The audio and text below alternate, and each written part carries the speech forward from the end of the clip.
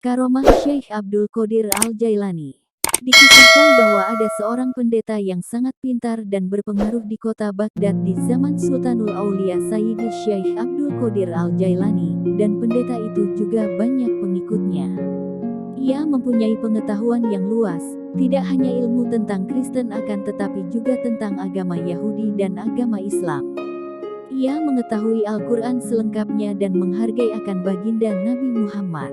Khalifah pimpinan pemerintahan Islam saat itu menghormati pendeta tersebut dan berharap agar nanti pendeta mendapatkan hidayah Allah untuk masuk ke agama Islam beserta pengikutnya.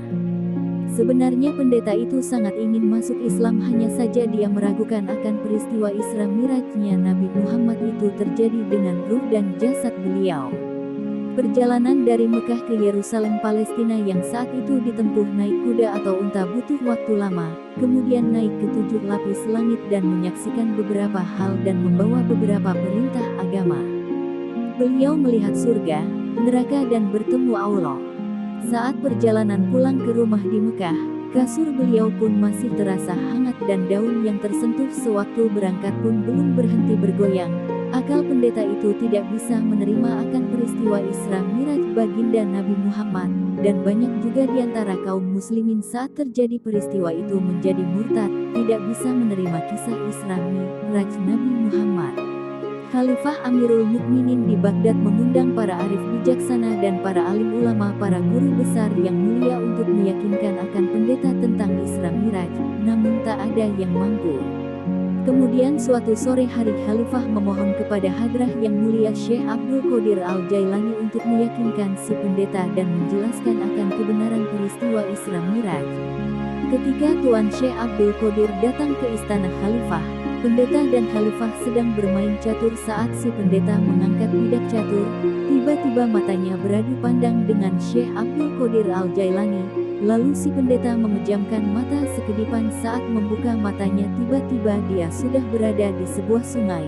Pendeta larut di aliran sungai yang airnya sangat deras. Pendeta pun berteriak minta tolong dengan suara tinggi. Seorang pengembala Arab muda melompat cekatan ke dalam sungai dialiri air yang lagi deras. Ketika pemuda itu memeluknya, pendeta sadar bahwa dia lagi terlepas pakaiannya dan sudah berubah fisiknya menjadi seorang gadis.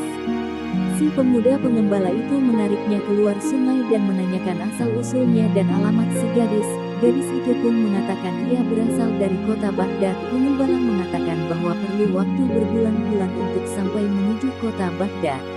Pemuda pengembala itu menjaganya, menghormatinya, menyayanginya karena tidak ada tempat untuk berdiam.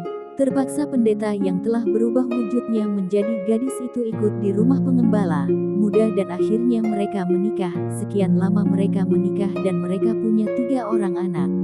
Suatu hari saat istri pengembala itu mau mencuci pakaian di tepi sungai yang dulu pernah menghanyutkannya beberapa masa silam, dia pun tergelincir jatuh ke air sungai dan ketika ia tersadar dan membuka matanya, ia dapati dirinya sedang duduk di hadapan Khalifah bermain catur dan berpandangan mata dengan Tuan Syekh Abdul Qadir Al-Jailani. Lalu berkata Syekh Abdul Qadir kepada pendeta, "Hai pendeta yang malang, apakah engkau belum mau mengakui tentang Isra Miraj?" Pendeta yang masih ragu itu dan menganggap apa yang dialaminya baru saja itu hanyalah mimpi sebentar, menjawab, "Apa yang Tuan maksud?" Kata pendeta tersebut. Lalu berkata Tuan Syekh Abdul Qadir Al-Jailani, "Apakah engkau ingin bertemu dengan suamimu dan ketiga anakmu?" Tanya Tuan Syekh sambil membuka pintu istana. Di depan istana telah berdiri pengembala dan ketiga orang anaknya. Mengalami peristiwa itu pendeta dan ribuan pengikutnya pun masuk Islam dan menyatakan akan kebenaran peristiwa Isra Miraj baginda Nabi Muhammad. Tangan Sultanul Aulia, Raja seluruh wali Syekh Abdul Qadir Al-Jailani. Sebagian kalam, Syekh Abdul Qadir Al-Jailani, di antara tanda cinta Allah terhadap seseorang itu, Allah akan biarkan hatinya hancur berkali-kali sampai dia merasa tiada lagi harapan di dunia ini, dan itu akan membuatnya berharap hanya kepada Allah. Demikianlah kisah seorang pendeta yang mendapat hidayah